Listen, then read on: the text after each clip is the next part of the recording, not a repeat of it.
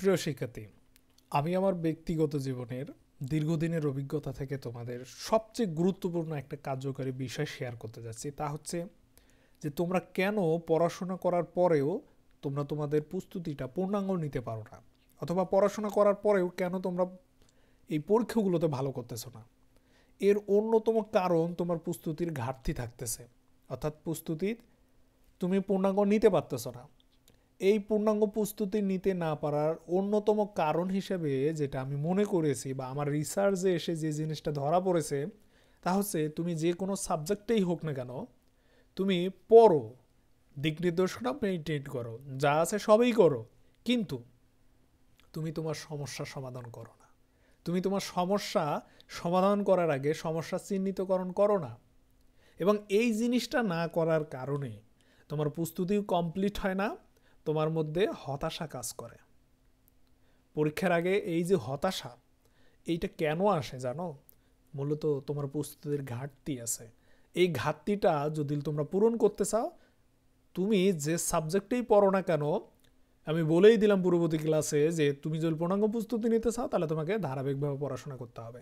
এখন যখনই ধারাবাহিকভাবে পড়তে যাবা ঠিক তখনই সমস্যা ধরা পড়বে, অর্থাৎ সমস্যা তোমার সামনে আসবে।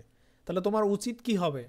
সেই সমস্যাটা চিহ্নিত করা। আমরা নর্মালি মনে করি যে না, এটা এই টপিকসটা আমি পারতেছি না, এটা সমস্যা, আমরা স্কিপ করে যাই। তাহলে এই স্কিপ করার কাজটা করা যাবে না, আমাদের ওইটা চিহ্নিত করতে হবে, এবং চিহ্নিত করার পর নির্দিষ্ট সময়ের পূর্বেই আমাকে কি করতে হবে? ওই জিনিসটা সমাধান করতে হবে। যদি তুমি সমস্যা চিহ্নিত করা এবং সমস্যা সমাধান করার এই কাজটা সঠিকভাবে করতে পারো, আর পূর্ববর্তী ক্লাসের দিক নির্দেশনা সাধারণ ধারাবাহিকভাবে যদি পড়াশোনা করতে পারো, আমি 100% নিশ্চিত তুমি পূর্ণাঙ্গ প্রস্তুতি নিতে পারবে। হ্যাঁ, আরেকটা স্টেপ আছে যেটা আমরা পরবর্তীতে আলোচনা করব। তবে তোমরা ছেলেমেয়েরা পরীক্ষাতে খারাপ করার অন্যতম কারণ হচ্ছে তুমি যে সাবজেক্টেরই উপর পড়াশোনা করো না কেন, যে সাবজেক্টে তুমি পড়ো না কেন, ওর যে সমস্যাটুকু থাকে সেই সমস্যাটুকু তোমরা ধরে রাখো না, একই সঙ্গে নির্দিষ্ট সময়ের পূর্বেই তোমরা সেই জিনিসটা সমাধান করো না। অ্যাজ এ রেজাল্ট ঘাটতি থাকার কারণে ঠিক ওই ঘাটতি থেকেই কোশ্চেন করা হয়, এবং অ্যাজ এ রেজাল্ট তোমরা যখন মডেল টেস্টগুলো দাও বা যে কোনো পরীক্ষা যখন দাও তখন তোমরা কাঙ্ক্ষিত ফলাফল পাও না। তাহলে মডেল টেস্ট দাও, কাঙ্ক্ষিত ফলাফল পাও না, অথবা পরীক্ষা দাও, কাঙ্ক্ষিত ফলাফল পাও না, এর অন্যতম কারণ হলো তোমার সমস্যা আছে, সেটা তুমি সমাধান করো নাই। তাহলে এই সমাধান করার পূর্বে মূলত তোমাকে সমস্যাগুলো চিহ্নিত করে রাখতে হয়। এখন তোমরা যখন বিস্তারিত প্রস্তুতি নাও তখন তো বুঝতে পারবা তোমার কোন কোন টপিক্সের সমস্যা হচ্ছে, কোন কোন জায়গা বুঝতে সমস্যা হচ্ছে। তো তোমার উচিত ওই সময় ওই জিনিসগুলো আইডেন্টিফাই করে রাখা, কিন্তু তোমরা আইডেন্টিফাই করেও রাখো না, কোনো একটা লিস্টও ক্রিয়েট করে রাখো না।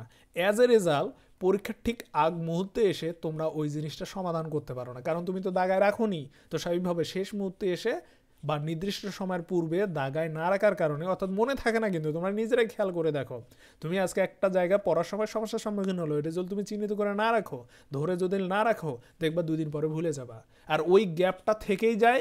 ওই গ্যাপ থেকে পরবর্তীতে কোশ্চেন করে, স্বাভাবিকভাবে তোমার হতাশা বাড়ে। তোমরা এই যে আমাদের মডেল টেস্টগুলো দাও বা কোনো জায়গায় মডেল টেস্টগুলো তোমরা দিতেছো, সেই মডেল টেস্টগুলোতে তোমরা ভালো করতেছো না, স্বাভাবিকভাবে তোমরা হতাশগ্রস্ত হচ্ছ বা হতাশায় নিমজ্জিত হচ্ছ। এর অন্যতম কারণ হলো তোমার পূর্বের যে ঘাটতি ছিল বা পূর্বে যে পড়াশোনা ছিল, ওই সময় যে তুমি সমস্যার দেখা পাইছো সেই সমস্যাগুলো তুমি ধরে রাখোনি, এবং একই সঙ্গে সেই সমস্যাটা তুমি সমাধান করে রাখোনি।